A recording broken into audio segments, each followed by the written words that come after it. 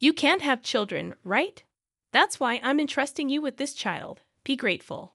If you can't bear a child, at least contribute to society by raising one. I struggled to comprehend what was being said to me. Then, unbelievably, my sister abandoned her daughter, who was suffering from a rare disease. Is this really what a parent should do? We will make sure this child is happy and make her regret abandoning her, I vowed. My name is Sarah. I'm 28 years old and have been a housewife for 8 years. Initially, my in-laws often pressured us about having children. My friends talked about the wonders of parenthood, yet also mentioned the lack of freedom, sleepless nights, and sacrifices made out of love. But my husband and I despised that notion. It's not that we dislike children, we're just not good with them. That's an undeniable fact. After 8 years, it seemed like everyone realized and stopped bringing it up. I know it's selfish, but right now, I have too many things I want to do and can't devote time to a child. Such parents wouldn't be good for any child. I was raised as an adopted child, so I'm not fixated on blood relations. I even thought about adopting when I got older. My husband, Henry, is understanding. He always says, if we're blessed with a child, I'll mainly take care of it and support you. People who can't have children might envy us, but as someone who was abandoned by her parents, I couldn't be irresponsible. Friends' kids who were in elementary school or kindergarten seemed well-educated and cute. Maybe children born out of desire feel their parents' love. Of course, I consider the two who raised me as my real parents, and I'm grateful for them. I have an older sister who is 2 years my senior. Her name is Linda. Our parents wanted siblings but could only have one, so they adopted me. We got along well when we were young, but she started to dislike me as I had better grades. You wouldn't be compared, and all the money would have been spent on me if you weren't here, she once said. For the sake of my parents' honor, I must say that they showered both of us with love and resources, not just mentally but emotionally too. They never compared us, not once. It was only Linda who felt inferior on her own. She just chose not to study, whereas I did. That led to comparisons, and it was frustrating for me, maybe because she hated studying. Linda decided to pursue a career as an internet idol, using our parents' money to purchase all the necessary equipment. However, she never truly put in the effort. Looking at successful people, one might think it's easy, but it requires relentless work. That was always Linda's problem, underestimating things. Despite not lacking in looks, Linda had her fans, and among them, the most generous was Mark. They ended up in a shotgun marriage, perhaps because Linda thought he was wealthy. Unfortunately, it turned out he was in debt from spending on her. Even our parents hesitated, but not wanting to see their grandchild suffer, they paid off his debts and secured him a job. The job paid well. With Linda and her husband's lives finally stabilizing, unfortunately, Linda's poor financial sense persisted, preventing them from saving anything. Then, one day, Linda's daughter, Karen, suddenly fell ill.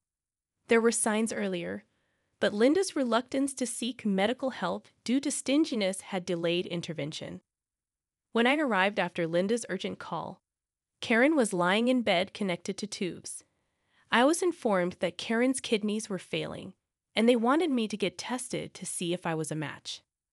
While I would have refused if it were just for Linda's sake, I was fond of Karen. She was remarkably sensible for a 7-year-old, and I often thought of her as the kind of daughter I'd like. Despite my expectations, I turned out to be a match. Please, I'll definitely make it up to you. Save Karen, Linda begged. I wanted to believe her sincerity, so I agreed to the test. After the successful operation, Karen was out of danger. However, the real challenges emerged afterward. Linda hadn't insured Karen, leading to substantial medical costs. Then Linda approached me again, pleading for financial assistance. I can't ask our parents anymore, and I need this to be kept secret, she confided. I wondered about Mark's role, given his decent salary from the job Dad had found for him. But Linda sneered. That salary is nothing if our parents find out about our spending. Mark might get fired, and we'd be on the streets. Is that what you want? though tempted to agree, especially with Karen's health at stake. I couldn't bear to see her being used as a pawn. "I'll lend you the money, but you have to write a promissory note," I insisted. Linda reluctantly agreed, signing the note without bothering to read it. Reflecting on this, I realized why Linda never managed to save any money.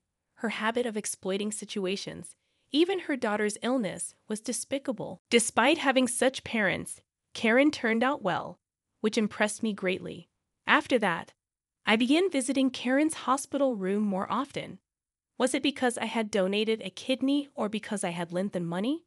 No, it was out of pity for Karen. Karen mentioned to me that I visited more frequently than Linda, who now seemed to regard me with coldness. After a lengthy course of treatment, Karen ended up needing a wheelchair for mobility.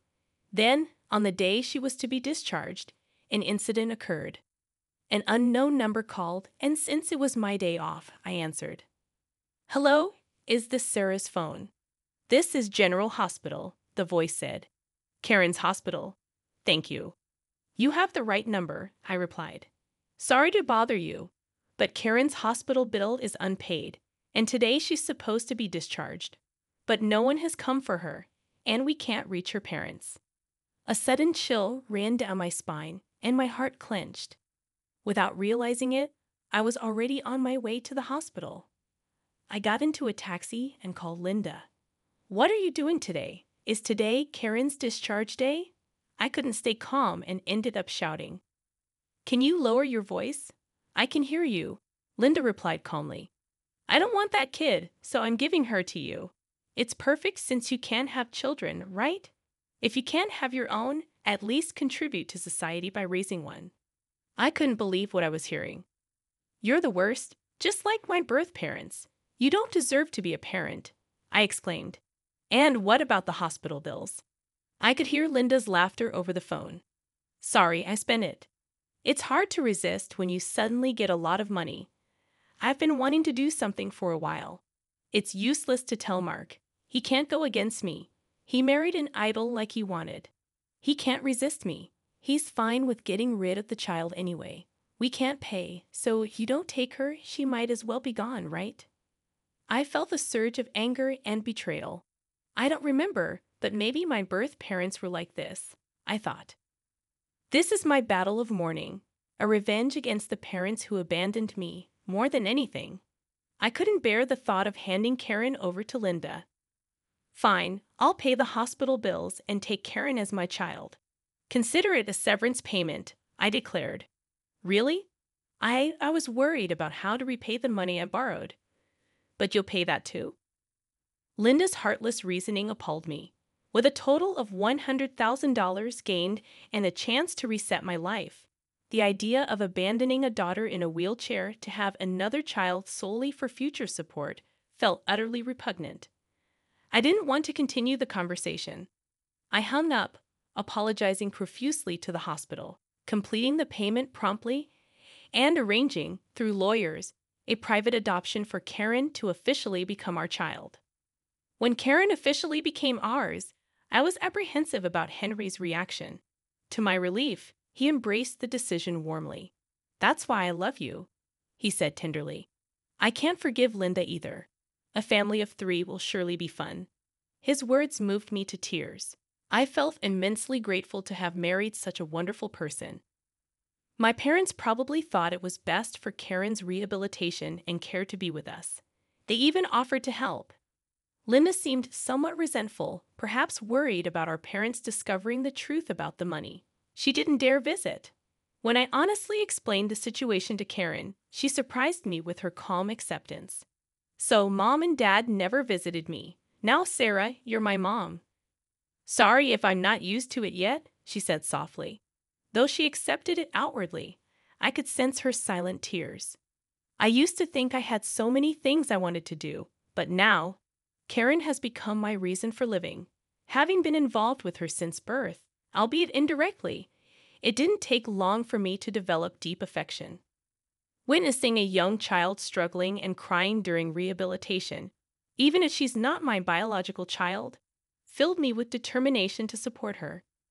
Karen was a real trooper, finding ways to overcome obstacles with her indomitable spirit. Despite her disability, Karen always gave her best, and I, consumed by supporting her to the fullest, forgot about the money concerns. With the unwavering support of my parents, Karen grew rapidly through rehabilitation.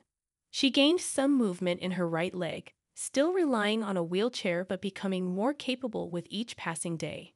When Karen turned 9, she expressed a desire to emulate a particular person. By then, she had grown accustomed to calling me Mom and Henry Dad. She showed me a video of a blind pianist. That's cool, but it must be hard, right? Don't you need a special sense for that? I asked. To my astonishment, Karen opened a piano app on her tablet and effortlessly played the piece from the video. Did you practice a lot? I inquired. Well, I just listened and remembered it. It's kind of like I just get it, she explained. Impressed, I asked her to play a commercial jingle from TV, and once again, she flawlessly reproduced it after hearing it just once. That's incredible. Maybe you have perfect pitch, I mused.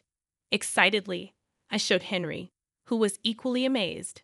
Let's buy a grand piano and maybe build a bigger room for it. Perhaps we should consider building a new house, he suggested.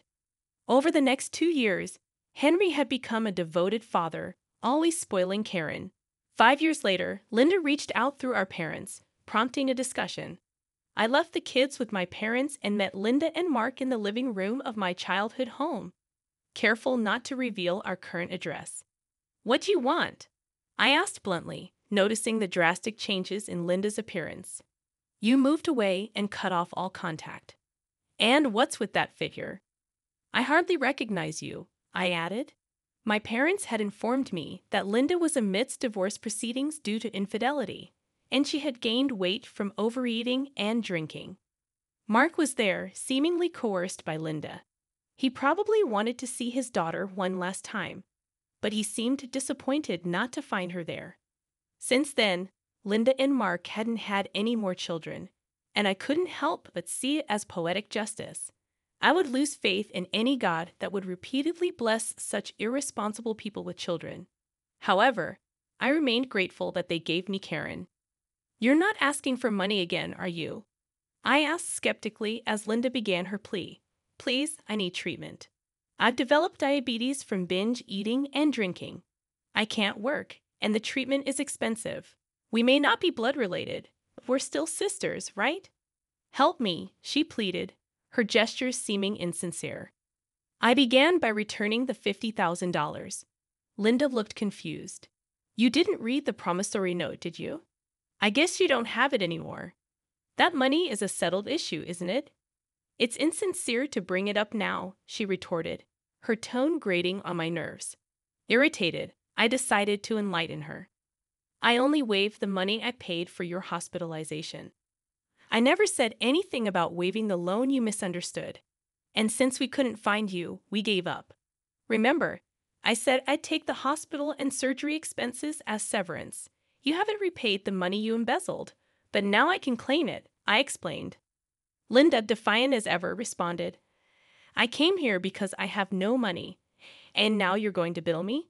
Just then, the door of the next room swung open, revealing Karen. Dignified even with pain etched on her face, Karen had inherited all the good features from Linda, making her an extraordinary beauty. Is that Karen? You've grown? Linda exclaimed, attempting to regain control. Look, you can tell, right? She's grown up to be so much like me. Karen's disdainful look was palpable. Who are you? She asked coldly, her tone cutting through the tension. Karen, don't talk like that. She's your mom, Linda insisted. Karen pointed at me and Henry. Mom is right here, and Dad is next to her, she declared firmly. I felt tears welling up. I had become a doting parent too, something I never thought would happen. Besides, you have a $50,000 debt and are getting divorced, right? How are you going to raise Karen, who still needs a wheelchair? I interjected. Mark can take care of it, Linda replied arrogantly. Of course, he can't defy me. Seriously, is she an idiot? She muttered under her breath, unaware that Karen was already defying her by going through divorce proceedings. Then, unexpectedly, Mark stood up, declaring, "Enough is enough. I'm fed up. I can't stand it anymore, Sarah. I'm sorry for everything. I promised to pay off the debt." Mark, who had always been submissive, was now red-faced and angry at Linda. "I'll take over the compensation money for you and start over. The debt is only being shouldered temporarily. I don't want to trouble Karen anymore. Even if I'm a failed father, I must take responsibility." Addressing Linda directly, Mark continued, "I heard from friends that you've been bad-mouthing me behind my back. Now you have zero fans. You're betraying me too." Linda tried to act tough, but Mark's words seemed to hit her hard. Her face turned bright red as Mark turned to us and said he would contact us later, then left. While I didn't sympathize with Mark, I hoped he wouldn't be brainwashed again by Linda. Then Henry dropped a bombshell. "By the way, Mom and Dad know about your current debt. They told me not to come out today. They didn't want to see their own daughter's downfall and wanted to protect my son." Linda had misunderstood. Not wanting kids and being unable to have them are entirely different. "We just chose not to," I clarified. I patiently explained the adoption to Linda, informing her that she no longer had parental rights. Linda blustered one last time before finally relenting. As she left in a hurry, I showed her a video site featuring Karen. "What's this? Why is Karen in it?" Linda asked. "Karen has perfect pitch. We made videos of her playing impromptu piano pieces as part of her rehabilitation, and they went viral.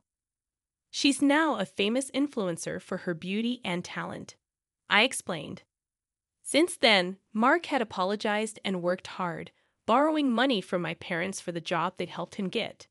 My father trusted Mark and decided to lend him the money interest-free, with a promise that Mark would pay back monthly. Now Linda, with no one to turn to and estranged, was reportedly suffering from diabetes and living on welfare. She was unrecognizable from her days as an internet idol. I had initially thought Karen would thwart my dreams, but thanks to her, my dreams had come true. Karen had received numerous invitations to perform worldwide, not just as a wheelchair pianist, but for her pure talent. My dream was to travel the world, and I fully support Karen as her manager, I proudly declared. As Karen's popularity soared, she often returned to America to spend time with the family. Recently, Karen thanked me out of the blue. "Because of you, Mom, I have this life. Your kidney inside me will never be apart, and that makes me happy." These words from Karen were what I had longed to hear, echoing my own feelings towards my birth parents. Karen's music continued to enrich the soul, and I couldn't help but feel vindicated. If Linda hadn't been so twisted, perhaps her life would have been different. Without even seeing them, I felt I understood the likely unhappy lives of my birth parents. Karen had truly become a beacon of light in our lives.